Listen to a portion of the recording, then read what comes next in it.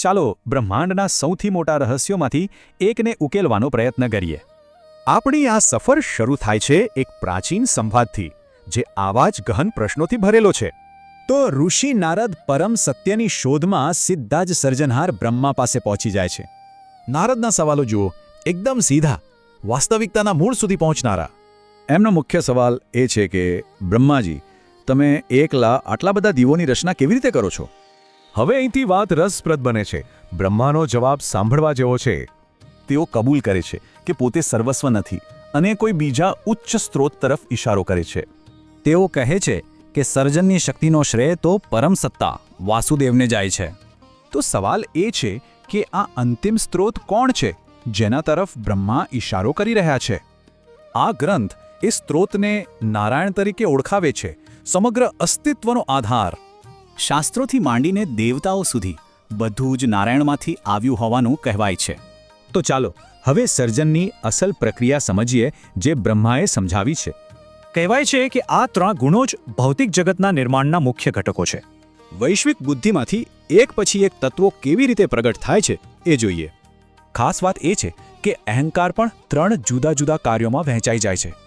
શરૂઆતમાં તો આ બધા જ ઘટકો છૂટાછવાયા હતા અને કશું રચી શકતા નહોતા. પછી એક દૈવી શક્તિએ તેમને ભેગા કર્યા અને એક બ્રહ્માંડીય અંડ રચાયું. અને અહીંથી બ્રહ્માંડની એક ખરેખર અદ્ભુત કલ્પના સામે આવે છે. એ બ્રહ્માંડીય અંડમાંથી એક વિરાટ પુરુષ પ્રગટ થયો, જેના હજારો અંગો હતા. આ વિરાટ પુરુષના શરીરને જ આખા બ્રહ્માંડની સંરચના તરીકે જોવામાં આવે છે. અને વાત અહીં જ નથી અટકતી. સામાજિક વ્યવસ્થા પણ એમના શરીરમાંથી જ જન્મી છે. આ દ્રષ્ટિથી બ્રહ્માંડ માત્ર વસ્તુઓનો ઢગલો નહીં, પણ એક જીવંત શરીર બની જાય છે. આ પ્રાચીન દ્રષ્ટિ આપણને એક શક્તિશાળી વિચાર સાથે છોડી જાય છે, જે ખરેખર વિચારવા જેવું છે.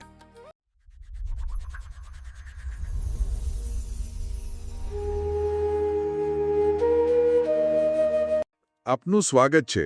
આજે આપણે એક એવા વિષય પર ઊંડાણપૂર્વક ચર્ચા કરવાના છીએ જે કદાચ સૌથી મોટો છે, બ્રહ્માંડની શરૂઆત. અને એ પણ એક ખૂબ જ અલગ દ્રષ્ટિકોણથી. હા, બરાબર. અહીં કોઈ આધુનિક ફિઝિક્સની વાત નથી, પણ આપણો સ્ત્રોત છે શ્રીમદ ભાગવતમમાંથી લેવાયેલો એક પ્રાચીન સંવાદ. અને આ સંવાદ પણ કોઈ સામાન્ય વ્યક્તિઓ વચ્ચે નથી. બિલકુલ. આ સંવાદમાં બ્રહ્માંડના સર્જક બ્રહ્માજી પોતે જ સમજાવી રહ્યા છે કે તેમણે આ બધું કેવી રીતે બનાવ્યું. મતલબ, કલ્પના કરો કે તમને સીધા જ સર્જકને પૂછવાનો મોકો મળે. આનાથી વધુ રોમાંચક તો શું હોઈ શકે? તો આ આખી વાત મહાન ઋષિ નારદ અને બ્રહ્માજી વચ્ચેની છે. નારદજી કેટલાક ખૂબ જ મૂળભૂત પ્રશ્નો પૂછે છે, જેમ કે આપણે કોણ છીએ, આ બધું ક્યાંથી આવ્યું? અને બ્રહ્માજીના જવાબો આપણને અસ્તિત્વના ખૂબ જ ઊંડાણમાં લઈ જાય છે. તો ચાલો આ અદ્ભુત જ્ઞાન યાત્રામાં ડૂબકી મારીએ અને જોઈએ કે આ પ્રાચીન ગ્રંથ સૃષ્ટિના રહસ્યોને કેવી રીતે ખોલે છે. તો આની શરૂઆત, મતલબ આ આખો સંવાદ નારદજીથી શરૂ થાય છે. હા. અને તેઓ કોઈ નાની મોટી વાત નથી કરતા, સીધા જ મોટા પ્રશ્નો પર આવે છે. બિલકુલ. તેઓ પૂછે છે, આ સૃષ્ટિનું સ્વરૂપ શું છે? તેનો આધાર શું છે? અને તે કોના દ્વારા બનાવવામાં આવી છે? અને સૌથી અગત્યનો સવાલ, આ બધાની પાછળનું પરમ સત્ય શું છે? તમે જે રીતે કહ્યું એ બહુ મહત્વનું છે. આ કોઈ સામાન્ય જિજ્ઞાસા નથી. નારદજીની પૂછપરછમાં ખૂબ જ ઊંડો આદર અને નમ્રતા છે. હા, એ દેખાઈ આવે છે. તેઓ બ્રહ્માજીને કહે છે, તમારા માટે તો આખું વિશ્વ હાથમાં રહેલા આમળા જેવું સ્પષ્ટ છે. આનો અર્થ એ છે કે તેઓ શીખવા માટે આવ્યા છે, કોઈ પડકાર આપવા માટે નહીં. અને એમના પ્રશ્નોની ભાષા પણ, મતલબ એ માત્ર ભૌતિક રચના વિશે નથી પૂછી રહ્યા, ખરું ને? ના, બિલકુલ નહીં. જ્યારે નારદજી આત્મતત્વ નિર્દેશન શબ્દ વાપરે છે, ત્યારે તે આખી વાતને એક અલગ જ સ્તર પર લઈ જાય છે. આત્મતત્વ નિર્દેશનમ, એનો અર્થ શું થાય? એનો અર્થ છે એવું જ્ઞાન જે પરમ સત્યને પ્રગટ કરે. એટલે તેઓ માત્ર કોસ્મોલોજી નથી પૂછી રહ્યા, તેઓ મેટાફિઝિક્સ પૂછી રહ્યા છે. એવું જ્ઞાન માંગી રહ્યા છે જે હું કોણ છું એ સત્યને ઉજાગર કરે. વાહ! અને પછી તેઓ એક અદ્ભુત ઉપમા વાપરે છે, કરોડિયાની. હા. તેઓ પૂછે છે કે તમે એકલા હોવા છતાં કરોડિયાની જેમ આટલી વિવિધતાવાળી સૃષ્ટિની રચના કેવી રીતે કરો છો? આ ઉપમા પાછળનો વિચાર શું છે? આ એક ખૂબ જ ગહન ઉપમા છે. જુઓ, કરોડિયો પોતાના માંથી જ જાળું બનાવે છે, એને બહારથી કોઈ સામગ્રીની જરૂર નથી પડતી. બરાબર, અને જ્યારે જરૂર પડે ત્યારે એ જ જાળાને પોતાની અંદર પાછું સમેટી પણ લે છે. નારદજી આળકતરી રીતે પૂછી રહ્યા છે કે શું તમે પણ આ સૃષ્ટિ તમારામાંથી જ ઉત્પન્ન કરો છો અને અંતે તમારામાં જ તેનો લય કરો છો? એટલે કે આ બધી શક્તિ અને સામગ્રીનો સ્ત્રોત શું તમે પોતે જ છો? હા, એક જ પ્રશ્નમાં સૃષ્ટિ, સ્થિતિ અને સંહાર ત્રણેયનો સંકેત છે. ઓકે, તો સ્ટેજ તૈયાર છે. નારદજીએ ખૂબ જ ઊંડા દાર્શનિક પ્રશ્નો પૂછ્યા છે અને હવે અહીંથી વાત ખરેખર રસપ્રદ બને છે. કેમ? કારણ કે બ્રહ્માજીનો જવાબ કોઈની પણ અપેક્ષા કરતાં બિલકુલ અલગ છે. નારદજીએ તેમને સર્વજ્ઞ અને સકલેશ્વર કહ્યા, છતાં બ્રહ્માજી આ બધો શ્રેય લેતા જ નથી. તમે બહુ સાચો મુદ્દો પકડ્યો. બ્રહ્માજીનો પહેલો જ પ્રતિભાવ નમ્રતા અને આત્મસમર્પણનો છે. તેઓ જવાબ આપતા પહેલા ભગવાન વાસુદેવ એટલે કે નારાયણને નમન કરે છે. એવું કહે છે કે હું જે કંઈ પણ બોલીશ તે તેમની જ પ્રેરણાથી હશે. હા, અને આ એક ખૂબ જ મોટું નિવેદન છે. બ્રહ્માંડના કહેવાતા એન્જિનિયર પોતે કહી રહ્યા છે કે આ ડિઝાઇન મારી નથી, હું તો માત્ર તેને અમલમાં મૂકી રહ્યો છું. આ તો જાણે કોઈ મહાન વૈજ્ઞાનિકને નોબેલ પુરસ્કાર મળે અને તે કહે કે આ બધો શ્રેય તો કુદરતના નિયમોનો છે, મેં તો માત્ર તેને શોધ્યા છે. બરાબર એ જ વાત છે. બ્રહ્માજી આગળ વધીને કહે છે કે સૂર્ય, ચંદ્ર, તારા, ગ્રહો આ બધા પરમ તત્વના પ્રકાશથી જ પ્રકાશે છે અને હું પણ એ જ પ્રકાશને પ્રતિબિંબિત કરું છું. હા, તેઓ સ્પષ્ટપણે કહે છે કે ભગવાનની અજેય માયાને કારણે અજ્ઞાની લોકો ભૂલથી તેમને જગતગુરુ માની લે છે. એટલે કે લોકો મને સર્જક માને છે પણ હું પોતે પણ એ જ માયાના ખેલનો એક ભાગ છું. બિલકુલ. તો બ્રહ્માજીએ નારદના સીધા સવાલનો સીધો જવાબ નથી આપ્યો. તેમણે પહેલા એક મોટો દાર્શનિક પાયો નાખ્યો કે હું નહીં, બધું નારાયણમાંથી આવે છે. અને પછી તેઓ એક શક્તિશાળી સારાંશ આપે છે જે શ્લોક 14 થી 16 માં આવે છે.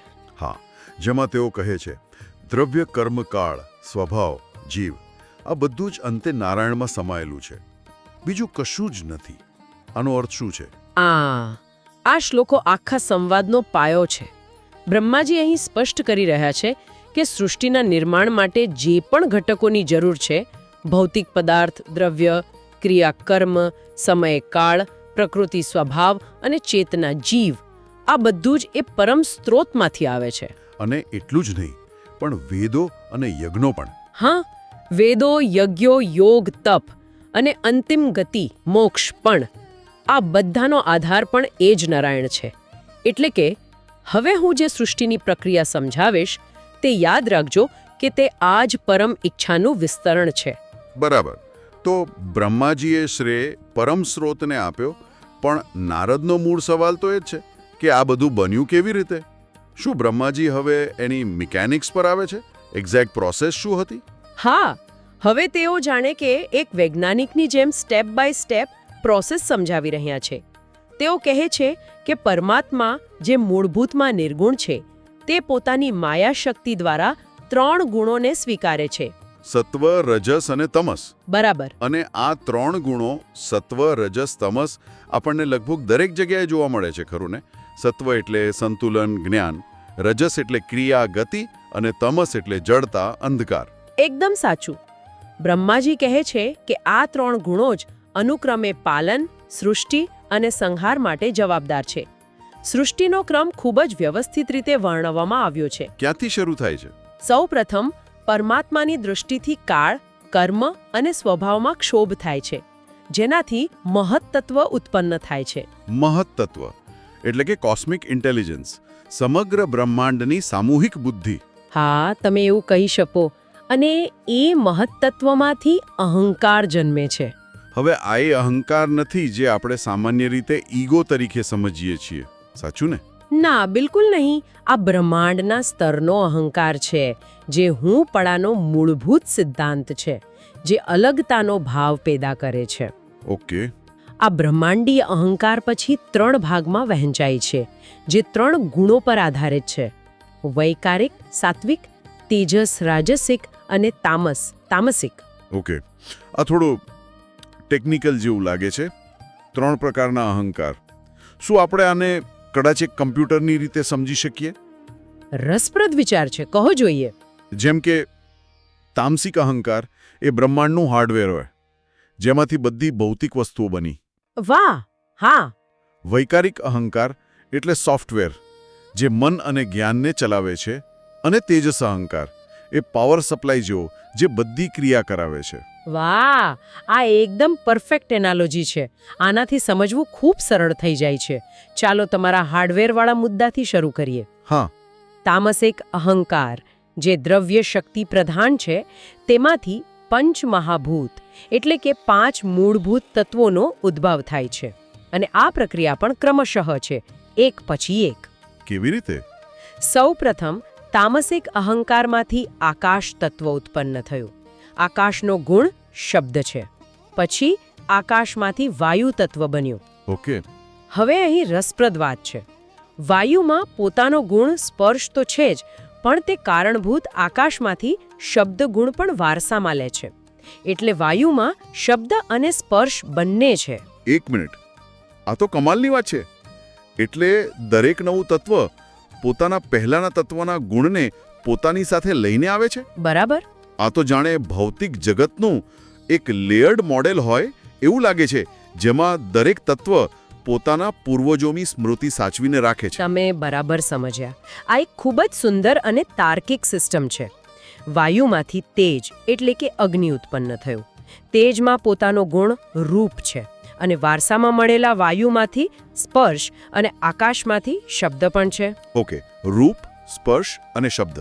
તેજ પછી જળ બન્યું, જેનો ગુણ રસ છે, પણ તેમાં રૂપ, સ્પર્શ અને શબ્દ પણ સમાયેલા છે.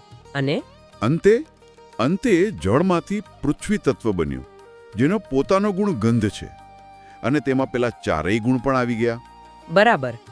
આમ પૃથ્વીમાં ગંધ, રસ, રૂપ, સ્પર્શ અને શબ્દ પાંચેય ગુણો સમાયેલા છે. આ રીતે બ્રહ્માંડનો હાર્ડવેર એટલે કે ભૌતિક જગતનો પાયો રચાયો. આ સમજવું થોડું અઘરું છે. સામાન્ય રીતે આપણે વિજ્ઞાનમાં શીખ્યા છીએ કે તત્વો હાઇડ્રોજન અને હિલિયમ જેવા પરમાણુઓમાંથી બને છે.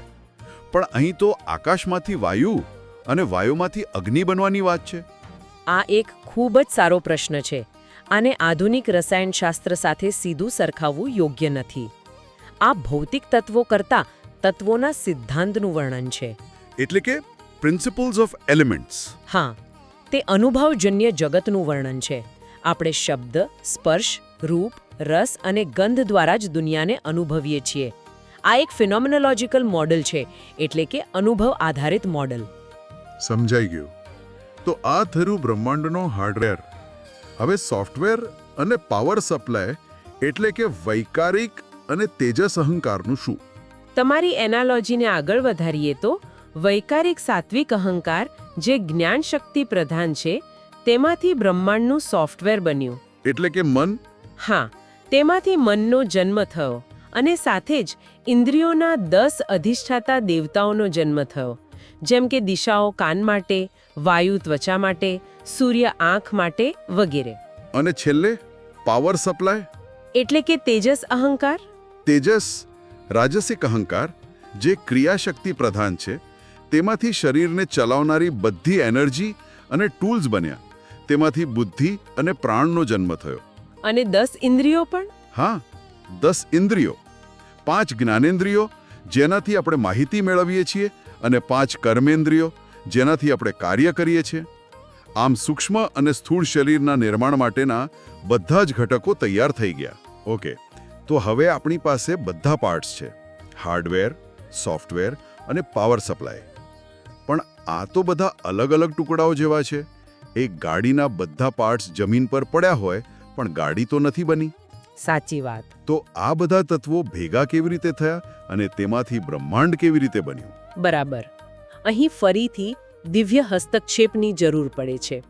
બ્રહ્માજી સમજાવે છે કે શરૂઆતમાં આ બધા તત્વો અલગ અલગ હતા, અને તેઓ જાતે સૃષ્ટિ રચી શકતા ન હતા.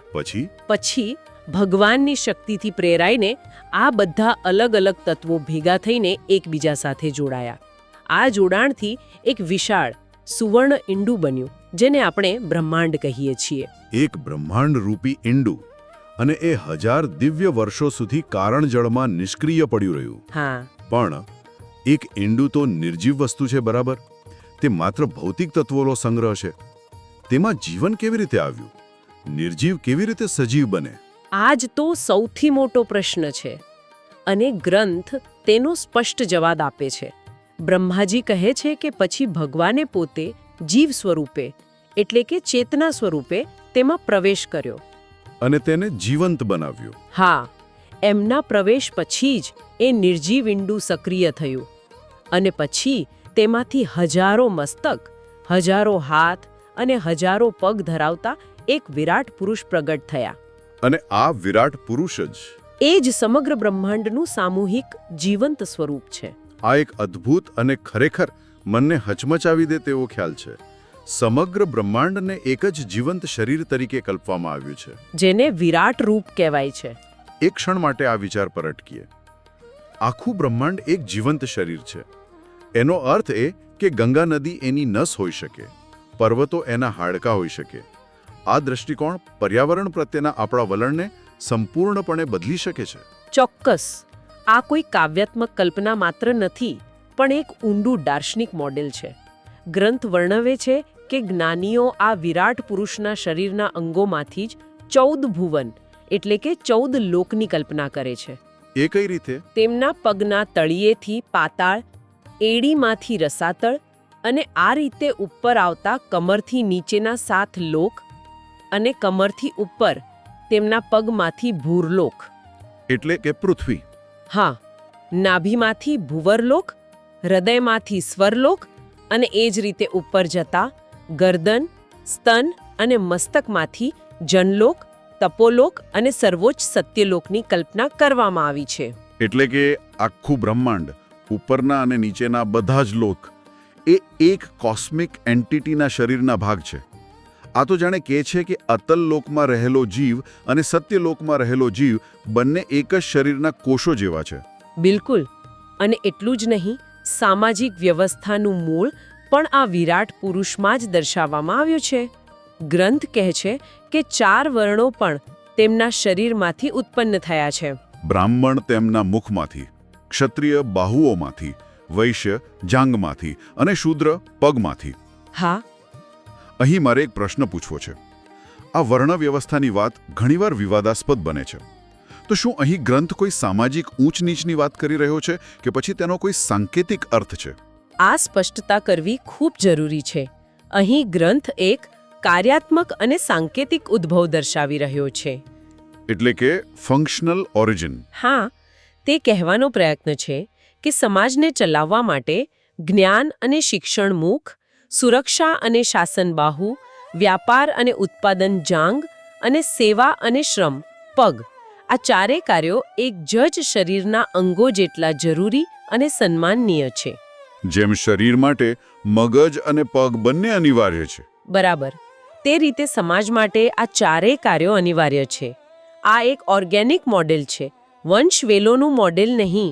અને રસપ્રદ વાત એ છે કે ગ્રંથમાં આ જ વિષય પર એક બીજો દૃષ્ટિકોણ પણ આપવામાં આવ્યો છે, ખરું ને? હા, શ્લોક 42માં જેમાં કહેવાયું છે કે એવી પણ એક લોક કલ્પના છે કે ભૂરલોક પગથી, ભૂવરલોક નાભીથી અને સ્વરલોક મસ્તકમાંથી કલ્પવામાં આવ્યા છે. આ દર્શાવે છે કે એક જ ગ્રંથમાં પણ કોઈ એક વિષય પર બહુવિધ દૃષ્ટિકોણ હોઈ શકે છે. ચોક્કસ. આ વિવિધતા જ આ ગ્રંથોની સુંદરતા છે.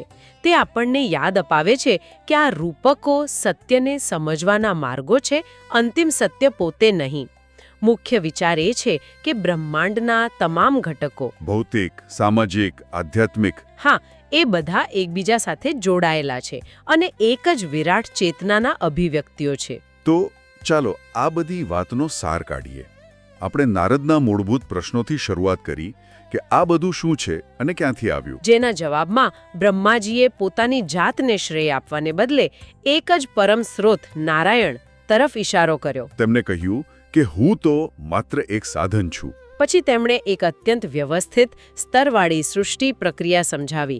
મહત્તત્વ, અહંકાર, પંચમહાભૂત. અને આ બધી પ્રક્રિયાનો અંત સમગ્ર બ્રહ્માંડને એક જ જીવંત શરીર, વિરાટ પુરુષ તરીકે જોવામાં આવે છે, જેમાં દરેક લોક, દરેક જીવ, દરેક સામાજિક કાર્ય, તેનું એક અંગ છે. આ માળખું માત્ર એક સૃષ્ટિની કથા નથી, તે પરસ્પર જોડાણનું એક શક્તિશાળી મોડલ છે. તે સૂચવે છે કે સૃષ્ટિનો દરેક ભાગ નાનામાં નાના તત્વથી લઈને મોટામાં મોટા લોક સુધી અલગ અલગ કે સ્વતંત્ર નથી.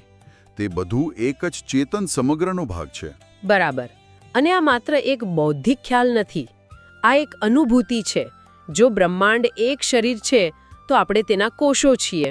અને દરેક કોષનું સ્વાસ્થ્ય અને કાર્ય સમગ્ર શરીર પર અસર કરે છે. હા, આપણું દરેક કર્મ, દરેક વિચાર આ કોસ્મિક શરીરમાં એક સ્પંદન પેદા કરે છે. આ એક ખૂબ જ મોટી જવાબદારીનો અહેસાસ કરાવે છે. શ્રોતાઓ માટે એક અંતિમ વિચાર.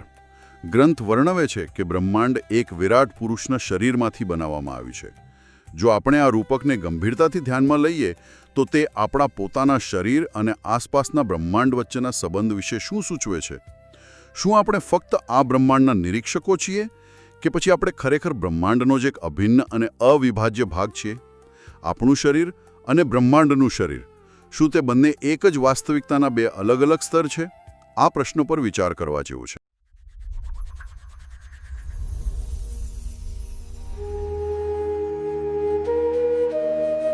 નમસ્કાર. આજે આપણે ભાગવત પુરાણમાં વર્ણવેલી સૃષ્ટિની એક ખૂબ જ પ્રાચીન અને ગહેન ગાથાને સમજવાનો પ્રયત્ન કરીશું. તો ચાલો આની શરૂઆત એ મૂળભૂત સવાલોથી કરીએ જે હજારો વર્ષો પહેલાં મહાન ઋષિ નારદે સૃષ્ટિના રચયિતા બ્રહ્માને પૂછ્યા હતા. નારદજી, જેમને પરમ સત્ય જાણવાની તીવ્ર ઈચ્છા હતી, એ પહોંચ્યા બ્રહ્મા પાસે અને એમની સમક્ષ અસ્તિત્વના સ્વરૂપ વિશે કેટલાક બહુ જ ગહન સવાલો મૂક્યા. એમણે બ્રહ્માને વિનંતી કરી કે બ્રહ્માંડના જે ગૂઢ રહસ્યો છે એમને ખોલો, કારણ કે એ માનતા હતા કે સર્જનહાર પાસે તો બધા જ જવાબો હોવાના. હવે જુઓ, કરોળિયાના જાળાની આ ઉપમા સીધી રહસ્યના મૂળ પર વાર કરે છે. સવાલ એ છે કે શું સર્જક અને એની સૃષ્ટિ અલગ છે કે પછી સૃષ્ટિ એ સર્જકનો જ એક વિસ્તાર છે? પણ બ્રહ્માએ જે જવાબ આપ્યો એની અપેક્ષા કદાચ નારદે પણ નહોતી રાખી. અને અહીંયા જ આખી વાતમાં એક અણધાર્યો વળાંક આવે છે.